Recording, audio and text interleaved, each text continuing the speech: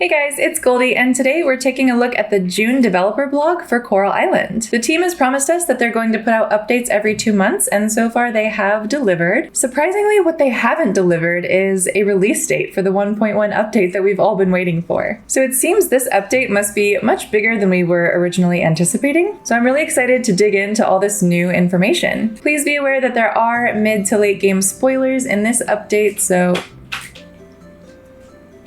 please be aware there are mid to late game spoilers in this blog post, so maybe give this one a skip if you haven't played very far into the game yet. Really quick before we jump in, I do want to mention that I have a Discord server. It's still very new and small, but it's the best place to get updates on when videos come out and any changes in my schedule that may affect how often I'm uploading. So be sure to join that if you want to stay in the loop. The link will be in the description of this video. As you may have noticed in the background of this video so far, I do have some new kittens. So I'll probably be posting pictures of them on the Discord as well. So be sure to join if you want some cute kitty pictures. So here it says the Coral Island story finale Land and Sea 1.1 update is in progress and we will release it as soon as possible. Stay tuned for updates. So that's basically their way of saying we don't have a release date yet, which was kind of disappointing, but I'm glad that they're taking their time and really putting a lot of effort into this update. If you go onto the Coral Island Reddit, there's a lot of people complaining that the game isn't finished, even though it came out of early access. So they really need to make sure that the 1.1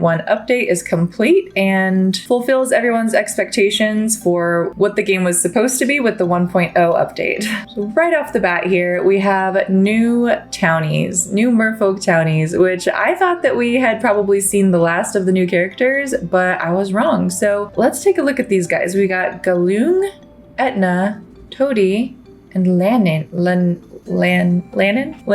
So let's read a little bit about them.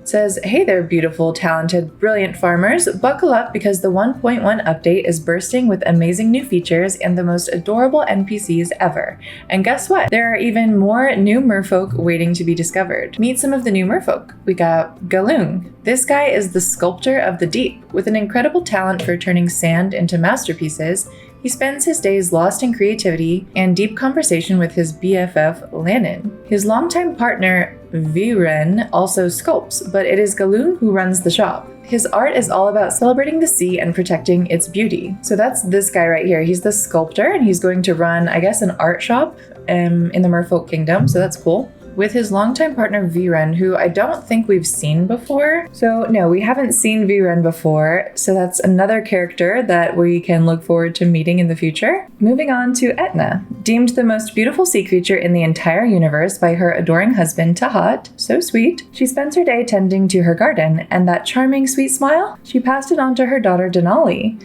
Talk about a winning genetic lottery. So this is Denali's mom. It's nice to finally meet the parents, I guess. And she's married to Tahat, who we have actually met before. This right here is Tahat from the April development blog. And we did read here that Denali is his daughter and that he was married to Etna, but now we finally know what Etna looks like. So that is a very exciting meet the family moment for Denali.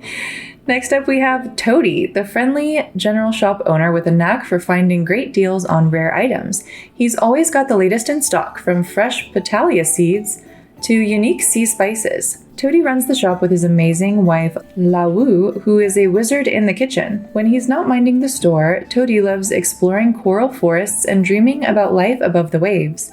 He even has a land dweller's watch. Sure, it may not work, but hey, it looks awesome. So that's kind of cool. We have another character here that's giving us Ariel vibes because he's obsessed with land dweller items. And of course, he's going to be running a general shop, probably selling some of his findings. I love his hat too. This conch shell hat is awesome. And again, we have another character that we haven't met yet, Lawu, who's going to be his wife and a good cook. It seems like we're also going to be able to buy seeds from him, probably similar to how we buy seeds from the general store from Sam on land. And lastly, we have Lannin. I'm going with Lannin. The chatty and vibrant clothing vendor of the sea. She's always ready to brighten your day with her dazzling smile and perfectly curated outfits. Lannin's shop is close to Galoong's decor store, making them best friends in both business and life. She's full of curiosity about life on land, often marveling at human habits and inventions. Whether you're looking for the latest fashion or just a friendly conversation, Lannin's the mermaid to visit. Okay, so we have another character, Lannin, who is also kind of obsessed with human things. And they elaborated that she's going to own the clothing store, and Galung over here owns the decor store. So like the furniture and the clothing store we have on land, these are the two owners of those similar stores underwater. And also Toady, the general store underwater. So we have like all the same stores underwater as we do on land, which is awesome. So we get to meet those shop owners. Next up, dino suits for ranch animals. Now, this was not on my bingo card. I did not see this coming. Let's read what this is all about. This is big, folks. In the 1.1 update, you can transform your ranch animals into dinosaurs. The dino costumes automatically adjust the size based on the animal you dress up, ensuring a perfect fit every time. Unlock the dino suit by completing the dino hologram in the museum. Each completed hologram unlocks a specific dino costume for your animals. How cool is that? This is so out of left field, but I kind of love it. It says, oh my gosh, two-legged dino suits for your two-legged ranch animals like ostriches. Can you say adorable? And here we have, what is this, a brachiosaurus? Four-legged dino suits for your four-legged ranch animals like cows. Move over, ordinary cows. This is really, really interesting. I know they already had costumes for the pets, like the dogs and the cats and stuff.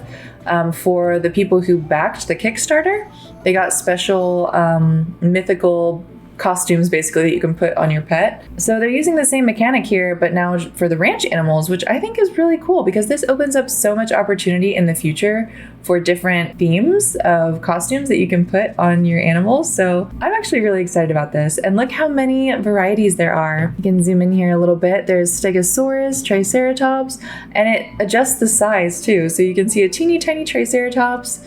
Looks like we got maybe some raptors. Well, oh, Gallimimus, I think that was a mammoth.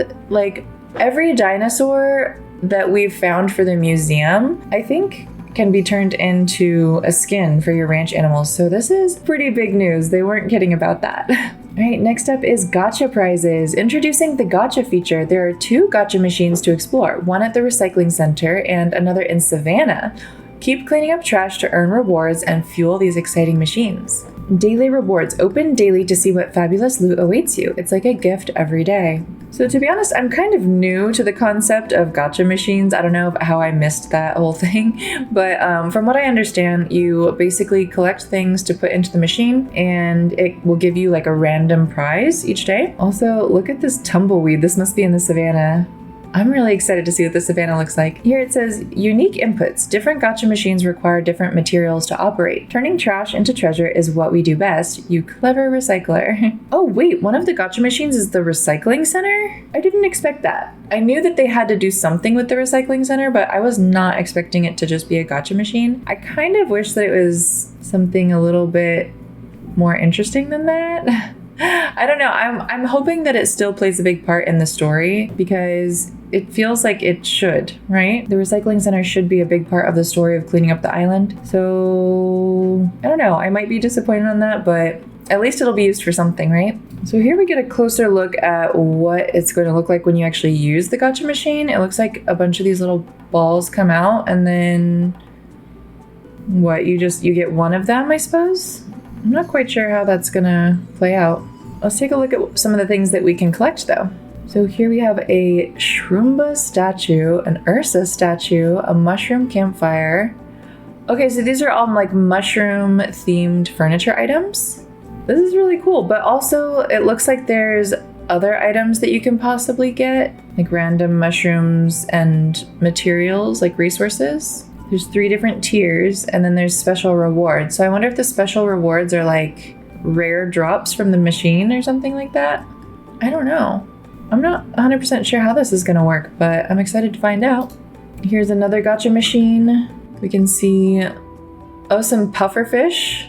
Maybe it's like once you collect all of tier C, then you move to tier B or something. There's a bunch of pufferfish furniture here, more pufferfish furniture, and then you get some special house skins, it looks like. Let's keep reading. Yeah, shed skin and new interiors. One of the exclusive rewards from the recycling center is the shed skin. It's too much work for one person, so I'd recommend asking Dinda the carpenter to help apply the shed skin for a fresh new look.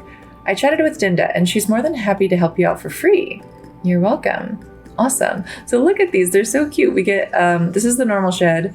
There's a turnip skin and a carrot skin. These are so fun. And these are acquired at the recycling center gacha. Okay. Also, here's a closer look at the mushroom furniture set. Wow, there's a lot of new stuff. I have a feeling that decorating is endgame for Coral Island because there's so much that you can do with the decor after you've already completed the story and like reached the top level of everything. Then it's time to like just save up money to buy decor because it is pretty expensive. And the mushroom stuff is acquired at the Savannah Gacha. Straight from the Savannah, feast your eyes on the cutest mushroom decor ever.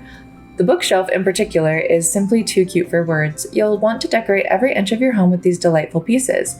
It's like having a little piece of magic right in your living room. What's this bookshelf they're talking about? Oh, there it is. I mean, they're all really cute. I like this bed and the fireplace. I like this set better, I think. Okay, next up is the Savannah Race. The Savannah isn't just about introducing new animals for Coral Island farmers to care for. Oh no, it also presents a thrilling opportunity to challenge the lady of the area herself. Oh, mirror, mirror on the wall, who's the fastest of them all? Time to find out and show everyone what you've got. There's a leopard or a jaguar. Is it a leopard or a jaguar? Lady Lavana. Oh my gosh. I don't know if you guys know this, but leopards are my favorite animals. So this is very exciting for me. She's beautiful. She's gorgeous. Look at her. Prepare to compete against Lady Lavana in her own game and discover the rewards that await the victor. Okay, so we race the Lady Lavana on our horse. I suppose you have to have a horse to be able to do this, right? But probably by the time you get to the Savannah, you'll have enough money for a horse anyways. I haven't actually bought a horse in any of my playthroughs yet, so I'm usually not like super into racing games within other games, but hopefully they did it in a way that makes it fun. Okay, here's some other updates. Island Guardian outfits. The 1.1 update is bringing you fabulous new exclusive outfits. Unlock the Island Guardian ensembles, 5 in total, including the stunning Lady Lavana's outfit as shown below. Simply divine, you'll be the talk of the town, my stylish, fabulous friend. This is pretty nice. I wonder how it'll look on a female body. There's got to be a little bit more fabric in this area for the female figure. Also, cellar. Ooh, remember that mysterious locked door next to your house? Well, now it's open. How cool is that? It's a cellar, and look how big it is. And look at all the stuff in here. I guess it's just like an extra storage area. Also, it says aging barrels age faster inside the cellar. Fix up the bottom half to gain even more access, more space, more efficiency. My little organization wizard. So I wonder if you have to like, is this like the fully unlocked version and you have to like do something to unlock these different sections? Maybe? I'm glad to finally know what was in there. That was such a mystery. Again, I do kind of wish that the cellar was going to be something story related instead of just more storage, but maybe they incorporated it into the story somehow. I'm hoping. Fingers crossed. Next up, wellness fruit. Discover the amazing wellness fruit, which permanently increases your HP. But where is it located? Ah, that's a delightful mystery waiting to be solved. Okay, so it looks like the stamina fruit, but it's pink. Meet the pink stamina fruit's sibling. Permanently increases your HP on consumption. Okay, this is another thing that I'm slightly still confused about in the game is that I don't think the HP does anything. Like, I know that your HP goes down when you get hit by monsters.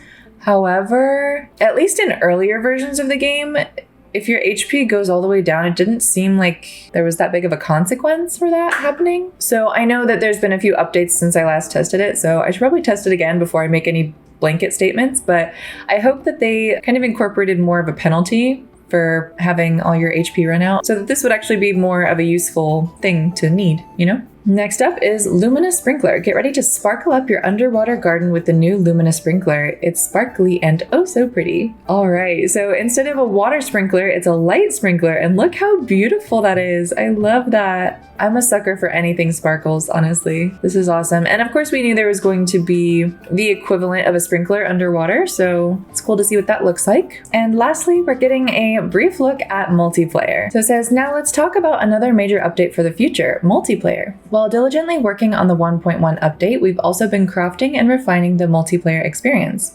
Trolling and developing aside, here are some delightful gifts for your enjoyment. Get ready to game with friends and have the time of your life. So it looks like there's going to be a co-op option underneath the play button. It seems like this is going to work very similar to Stardew from what I can gather. There's going to be a maximum of 4 players and you'll use an invite code to join. You can also host a game and have multiple different multiplayer saves.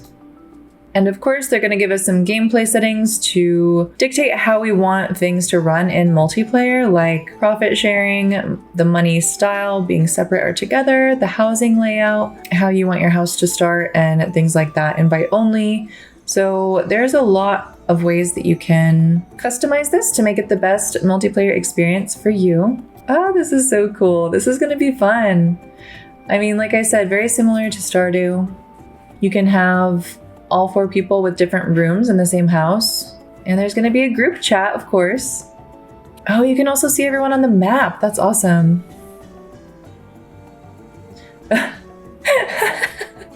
Oh my gosh. That is too funny. The caption on that one says, "Much trolling has occurred during multiplayer development." I imagine. Oh no! Someone blew up the farm. Does your relationship withstand the explosion test? Oh my goodness. I think that there's probably settings. There might be settings that can keep people from doing that, maybe? I don't know. I know I saw like a decor setting, like who can change the decor. That is so funny though. You gotta trust the people you invite to multiplayer, right? All right, so what's next? In August, we'll do a deep dive into multiplayer and share news about a closed invite-only alpha test for multiplayer. Start gathering your friends because adventure awaits. So they're saying they're gonna give us a multiplayer preview in August for the August developer blog. I'm wondering if the 1.1 update will drop before then because multiplayer is not part of 1.1. So it's possible that 1.1 could drop in the meantime, and then in August, they'll give us an update on the next update, which will include multiplayer. I'm super excited for 1.1 to drop. As soon as they give us that announcement, I will make an update on that to let you guys know. I'm going to be starting a brand new playthrough when that drops, and I cannot wait. So I hope you found this video helpful. If you did, please be sure to leave a like on the video, and I'll see you in a new one real soon. Bye!